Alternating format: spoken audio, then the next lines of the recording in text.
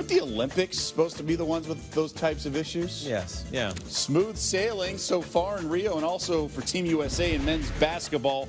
Another easy victory tonight, this one over Venezuela.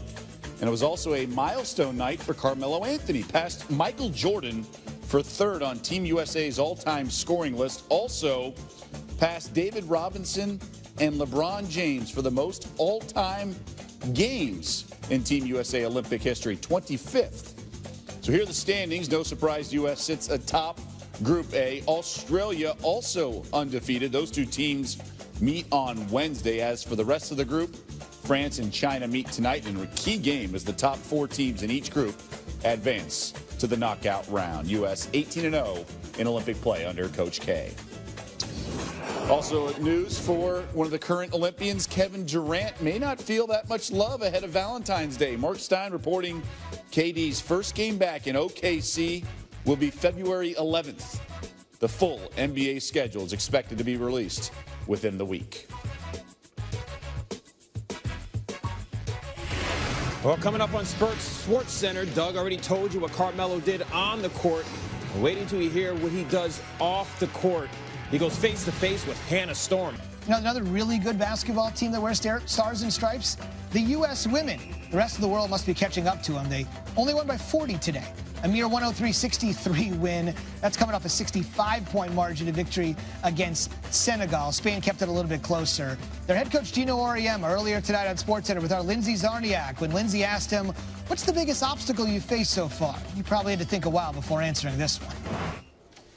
Biggest challenge is how do I get all these players into the game. Trying to work in 12 players in a 40-minute game is not easy, believe me. Every time I look down the bench, I got a couple of them looking at me like, hey, what's up? How about me? So trying to manage that, it's been difficult. If that is your biggest problem, you have no problems. The women have won their first 2 games by a combined 105 points. They've cracked the 100-point threshold in back-to-back games for the first time since Athens in 2004.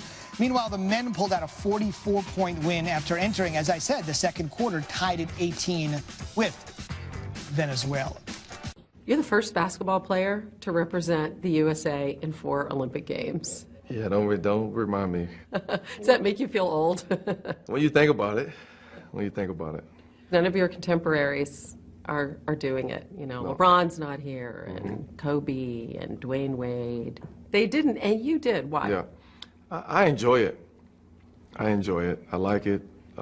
I enjoy learning about different players, personalities, not just the basketball players, but as people. And I feel like I'm kind of that bridge, that gap, you know, between the veterans and the young guys that's a part of the team. You are, in many respects, the face right now of social activism this summer, in the wake of everything that has happened. I didn't plan it to be like that. It wasn't a plan. It's just something that happened. Like it was very authentic. It was very genuine. Because I could have spoke out plenty of times of other things that's been going on, but a lot of times you just want to wait, and just see what comes natural. I know that you spent some of your childhood in Baltimore. You marched in the Freddie Gray protest. You had been involved in ads for gun control, but you had never gone to the extent that you did with your Instagram post. Yeah. What is it that sparked that particular moment where you sat there privately and said, you know what, I just can't help it, I have to say something?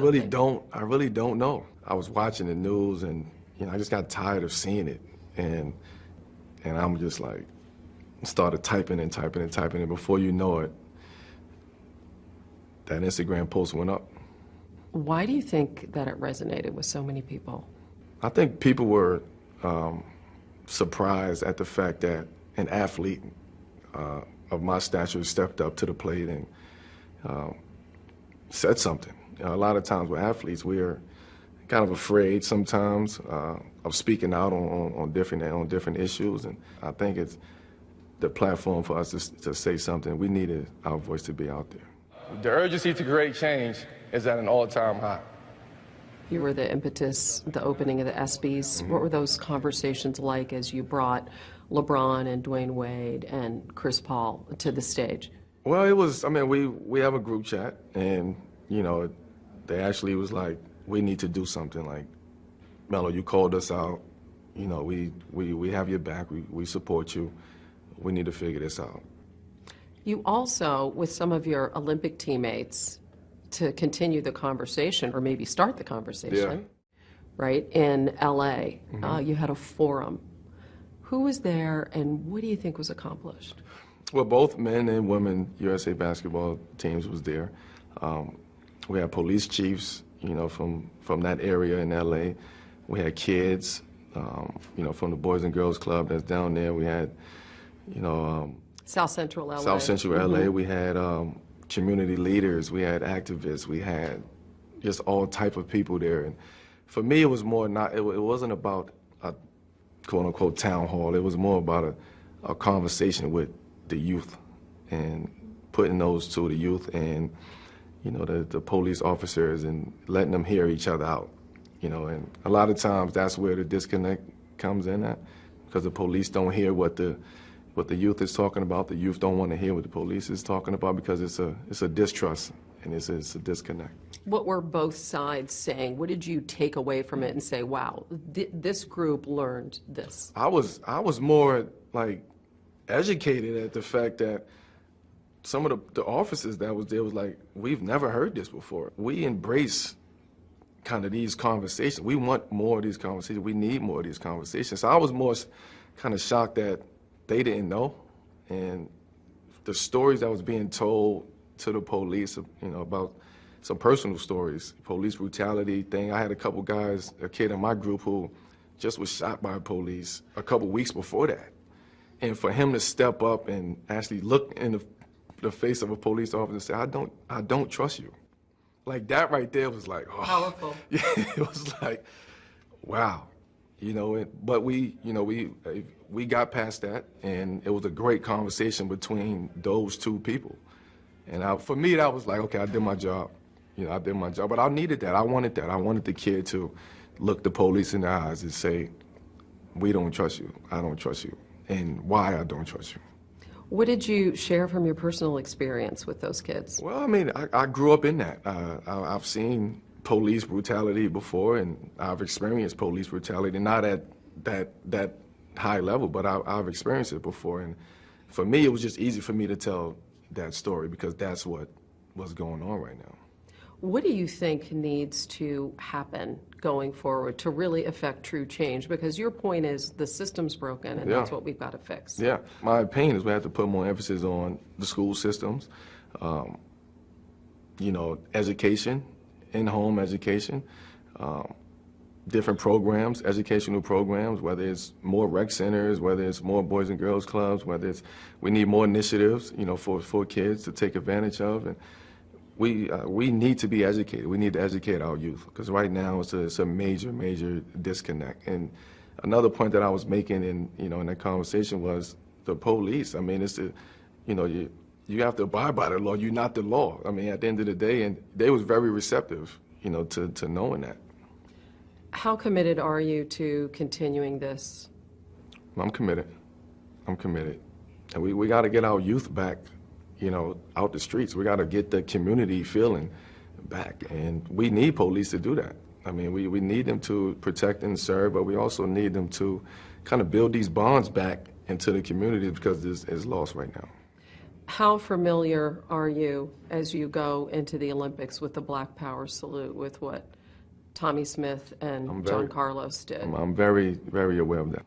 That's a very powerful image. I actually have that picture. As soon as you walk in my house, I have that picture there. Really? Yeah, and this was way before any of this was going on. But I just look at that moment and the way that they seized that moment. And it's a backstory to the guy from Australia that's in that picture too, that was going through something in Australia. He supported them. He supported them, and a lot of people don't know that story. And he suffered consequences. And he suffered consequences back in Australia. So that's another story that I think needs to be told, because while we were going through something in our own country, he was going through something in his country. So it wasn't just about us, it was about the whole world. That was in 1968. Think about that. Yeah. And here we are, 2016, and still going through the same thing. As you go to the Olympics and the platform becomes bigger and bigger, have you thought about using the Olympic platform? Honestly, I've thought about it. I just don't have the answers to what should be done. And then I'll sit back and I'll also say, okay, this is the biggest platform. The whole world is watching. What better way than to make a statement than it is to go out there and win a gold medal and become united? That's bigger than any other protest that we could possibly do on that stage.